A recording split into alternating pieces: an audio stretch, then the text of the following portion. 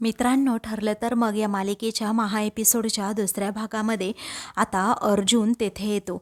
तो आता मोठ्याने विचारतो, हे नक्की काय चाललंय तुमचं? तेव्हा आता सर्वजण अर्जुनकडे पाहतच राहतात.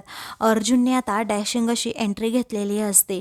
तर आता सायली अर्जुनकडे खूप वेळ पाहतच राहते, कारण आता अर्जुन आल्याचा आनंद तिच्या चेहऱ्यावर झळकत असतो. मग ती आता वेगळ्याच आशेने त्याच्याकडे जेव्हा पाहते, तेव्हा आता मधुभाऊंना मात्र राग आलेला असतो की या दोघांनी कॉन्ट्रॅक्ट मॅरेज केलं, पूर्ण आयुष्याचा खेळ खंडोबाच करून घेतलाय. दुसरीकडे आता प्रिया म्हणते, अर्जुन आला आहे मामी तिथे, बघ आता नक्की काय होतंय पुढे. तेव्हा कल्पना लगेच मोबाईल हातात घेते आणि लगेच तो व्हिडिओ पाहू लागते. दुसरीकडे अर्जुन हा सायली पुढे जाऊन उभा राहतो. तर आता कुसुमला खूप आनंद होतो की बरं झालं अर्जुन आला आहे म्हणून. त्यानंतर आता इकडे अर्जुन हा रागातच विचारतो की तुमचं नक्की काय चाललंय, तुम्ही ही नॉनसेन्सगिरी का करताय आणि कुणाच्या सांगण्यानुसार तुम्ही इथे आला आहात. तेव्हा तुम्ही अर्जुन सुभेदारच का, असा आता पत्रकार प्रश्न करतो. तेव्हा अर्जुन म्हणतो, होच मीच अर्जुन सुभेदार आहे. तुम्ही ज्याच्याबद्दल बोलताय ना आत्ता आणि त्याच्या बायकोबद्दल म्हणजे सायलीबद्दल बोलताय ना, तोच मी अर्जुन सुभेदार आणि ही माझी पत्नी मिसेस सायली. तुम्हाला असे घाणेरडे आरोप करताना लाज वाटली नाही का? तुमच्या कामाचे इथिक्स आता गेले कुठे? त्याचवेळी कल्पना आणि पूर्णाजी तो व्हिडिओ पाहतात आणि त्यांनाही धक्काच बसतो. इकडे आता पत्रकार अर्जुनवर प्रश्नांचा भाडीमार करतात आणि तुमचंच काहीतरी चुकल्याचं म्हणतात. तेव्हा जस्ट शट युअर माउथ असं म्हणून अर्जुन त्याचं तोंड गप्प करतो. पुढे आता अर्जुन म्हणतो की तुला माझं मॅरेज सर्टिफिकेट दाखवावं एवढी लायकी सुद्धा नाहीये तुझी, समजलं? आणि हे जे आरोप करतोस ना, त्यामुळे तुझ्यावर मी केस सुद्धा करू शकतो, एवढं लक्षात ठेव. तुम्ही समजता कोण स्वतःला? दुसऱ्याच्या पर्सनल लाईफबद्दल असं चुकीचं पसरवण्याचा अधिकार तुम्हाला नक्की कोणी दिलाय, असं अर्जुन रागातच आता विचारतो.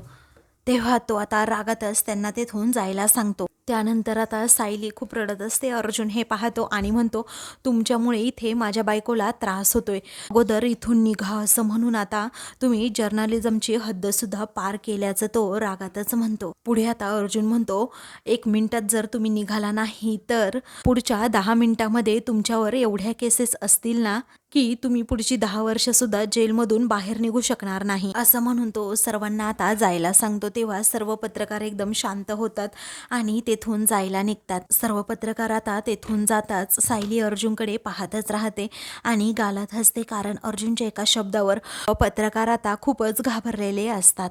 तर आता दुसरीकडे सर्वजण जेव्हा हा व्हिडिओ पाहतात तेव्हा पूर्णाजी आणि कल्पनाला मात्र धक्का बसलेला असतो. तर प्रिया आता म्हणते, अर्जुन पाहिलं ना, रोज जातोय तिथे त्या चाळीमध्ये सायलीला भेटायला.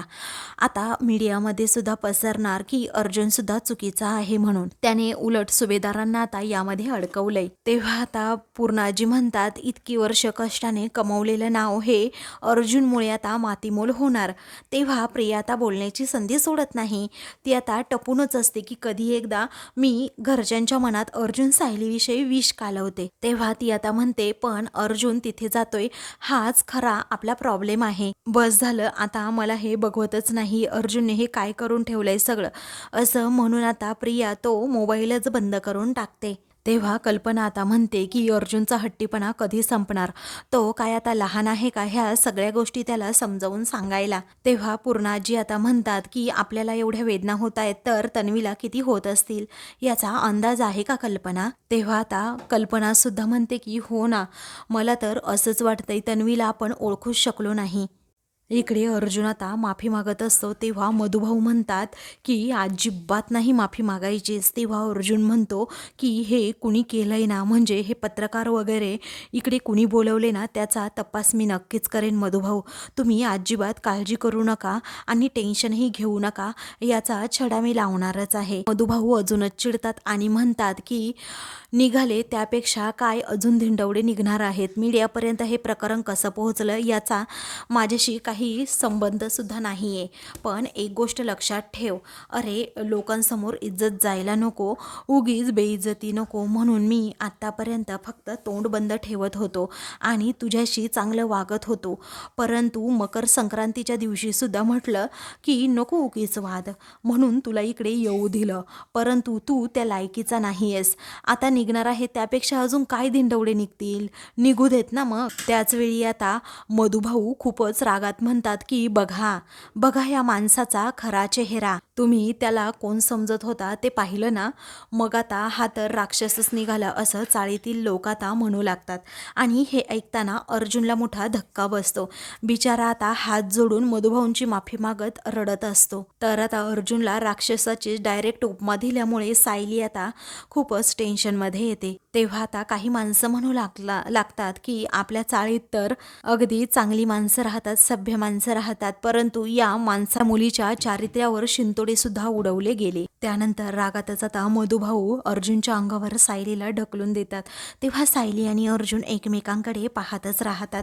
त्या दोघांनाही काही सुचत नाही या क्षणी काय करावं. तेव्हा पुढे आता मधुभाऊ रागातच म्हणतात, आजपर्यंत तुमच्या दोघांचं काय चाललंय ना हे मला दिसत नाही असं नाहीये. तुम्ही अजिबात मला मूर्ख समजू नका. आणि सायली, मी तुला आता शेवटचं सांगतोय, आता इथून निघायचं आणि सरळ स्वयंपाकघरात जाऊन बसायचं आणि बाहेरच्या खोलीत पाऊल सुद्धा ठेवायचं नाही असं रागात आता मधुभाऊ म्हणतात. तेव्हा हे ऐकताच अर्जुन कुसुम सायलीला मोठा धक्का बसतो. त्यानंतर ते आता म्हणतात, आणि खिडकीतून तर अजिबात मुळीच वाकून बघायचं नाही असं रागात आता जेव्हा ते म्हणतात ना, तेव्हा सायली आणि अर्जुन एकमेकांकडे पाहतच राहतात. कारण त्या दोघांना काहीही सुचत नाही या क्षणी आता काय करावं. तेच मधुभाऊ आपल्या बाबतीमध्ये एवढ्या अटी का घालतायत हा प्रश्न दोघांनाही पडतो. त्यानंतर मधुभाऊ अर्जुनचा हात पकडतात आणि तुझं तोंडही इथे अजिबात दाखवायचं नाही असं रागातच म्हणतात आणि त्याला चाळीबाहेर काढत असतात. तेव्हा चाळीतील सर्वजण मधुभाऊंच्या पाठीमागे असतात. तेव्हा सायली आणि त्याचबरोबर कुसुम दोघीही समजवण्याचा मधुभाऊंना प्रयत्न करतात की मधुभाऊ असं करू नका प्लीज, परंतु ते काहीही ऐकण्याच्या मनस्थितीत नसतात. पुढे आता सायली मधुभाऊंचा हात पकडते आणि अर्जुन सरांना सोडा असं सारखं सारखं रडतच म्हणत असते. पण आता मधुभाऊ एवढे चवताळलेले असतात की ते अर्जुनला अजिबात सोडत सुद्धा नाहीत. त्यानंतर मधुभाऊ आता रागातच अर्जुनला हे बाहेर असं लोटूनच देतात. तेव्हा अर्जुन आता जोरात असते ते खाली पडतो. तेव्हा ते पाहून आता सायलीला जबरदस्त असा धक्काच बसतो. कारण अर्जुनची अशा प्रकारे इथे अडवणूक केली जाते आणि मधुभाऊ एवढे चवताळलेले आहेत हे सायलीला अजिबात सहन होत नाही. अर्जुनने एवढं काही केलेलं नसतं तरीही उगीच मधुभाऊ पराचा कावळा करत असतात आणि त्यामुळेच सायली ही खूप रडू लागते. त्यावेळी अर्जुन आता कसाबसा उठतो आणि मधुभाऊंकडे पुन्हा एकदा पाहू लागतो. तेव्हा मधुभाऊ आता म्हणतात की पुन्हा एकदा जर या चाळीत तू पाय जरी ठेवलास ना तरीही मी पोलिसांना बोलवेन आणि तू आम्हाला खूप त्रास देतोय, मानसिक छळ करतोय असं मी पोलिसांना सांगेल. पोलिसांच्या एकदा ताब्यात तुला दिलं की पोलीस तुझे काय हाल करतील ना हे तुझ्या लक्षात सुद्धा येणार नाही. तेव्हा अर्जुन आता खूपच घाबरतो आणि मधुभाऊंकडे पाहत राहतो. तेव्हा सायली म्हणते, मधुभाऊ तुम्ही असं का बोलताय. त्याच वेळी आता अर्जुनला रागातच मधुभाऊ म्हणतात, मानसिक छळाची काय शिक्षा असते हे तर तुला माहीतच असेल. तेव्हा कुसुम बिचारी सुद्धा खूपच रडू लागते. पुढे मधुभाऊ म्हणतात, आता इथून निघायचं आणि या चाळीकडे फिरकायचं सुद्धा नाही, आता निघ अगोदर इथून असं अर्जुनला मधुभाऊ रागातच म्हणतात. तेव्हा मधुभाऊ तुम्ही असं मोठं पाऊल उचलू नका सायली म्हणत असते. तर आता मधुभाऊ काहीच ऐकण्याच्या मनस्थितीत नसतात. ते सायलीला आता आतमध्येच लोटतात आणि चाळीचा तो गेटच बंद करून टाकतात. तेव्हा अर्जुन असा हात पुढे करतो आणि सायली असं म्हणत असतो. तेव्हा अर्जुन सुद्धा असा हात करतो. सायली सुद्धा आता अर्जुन सर असं मोठ्या मोठ्याने म्हणत असते. इकडे अर्जुन सुद्धा सायली सायली असं म्हणत असतो.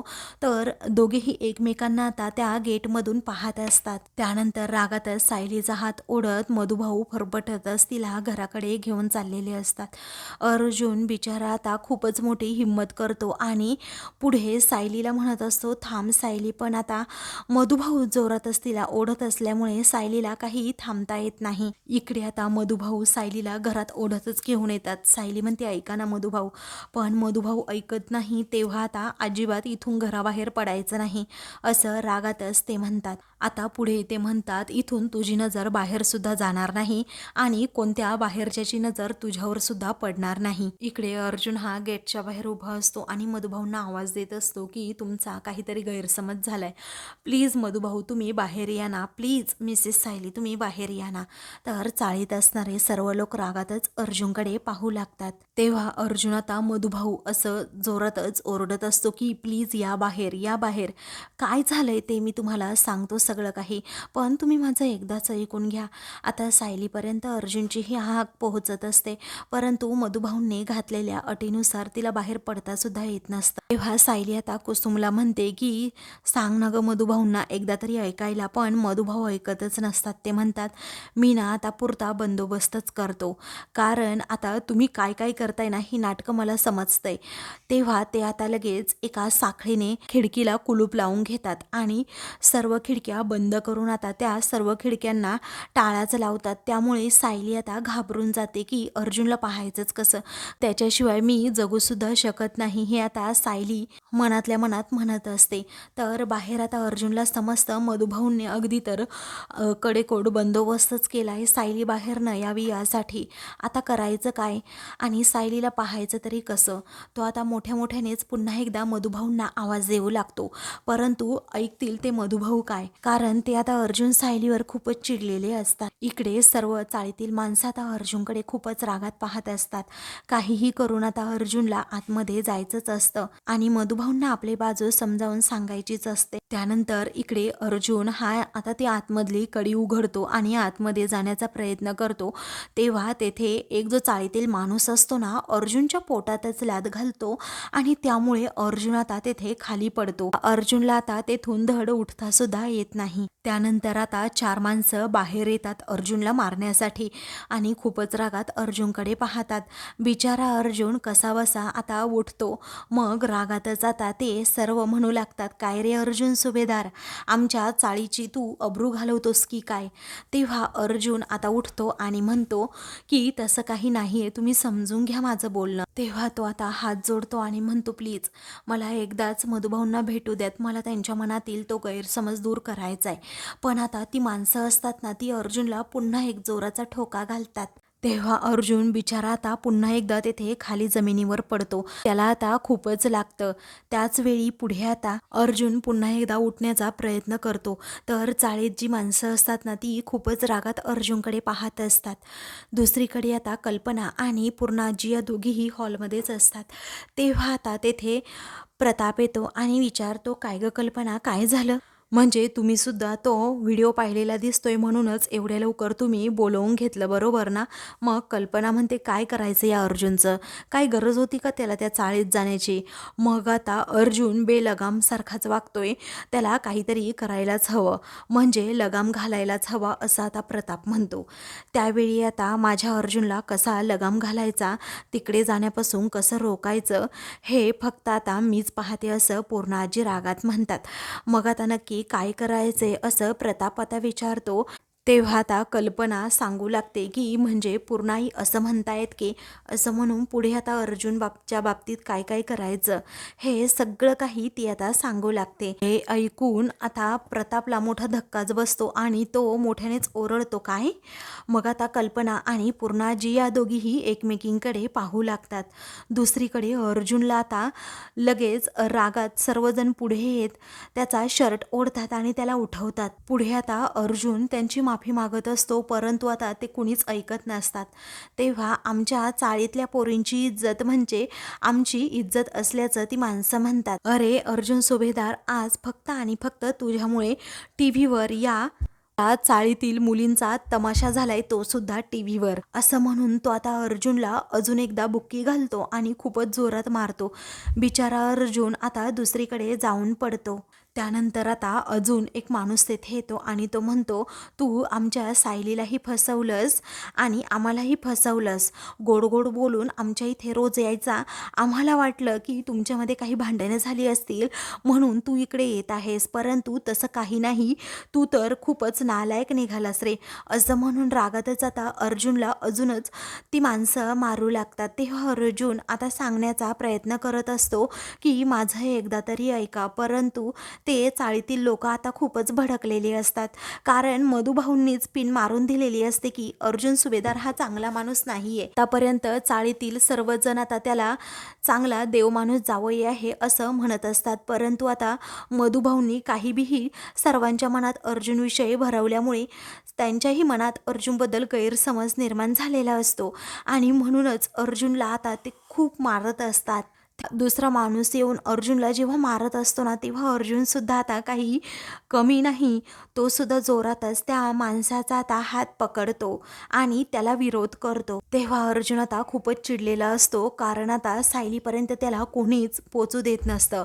मग आता अर्जुन मनात ठरवतो, आता काहीही झालं तरी सायलीपर्यंत जाण्यासाठी मला असं कुणीही मागे खेचू शकत नाही. आणि म्हणूनच तो रागात आता चाळीतील लोकांकडे पाहू लागतो की नवरा बायकोची हे सर्वजण मिळून फक्त मधुभाऊंच्या थोड्या बोलण्यामुळे ताटातूट करतायत आणि हेच अर्जुनला पटत नसतं. तर दुसरीकडे आता प्रताप हा कल्पनाला विचारतो, काय ग कल्पना, तू सुद्धा अशी वेड्यासारखी वागतेस, मला कळतच नाही तुझं नक्की काय चाललंय.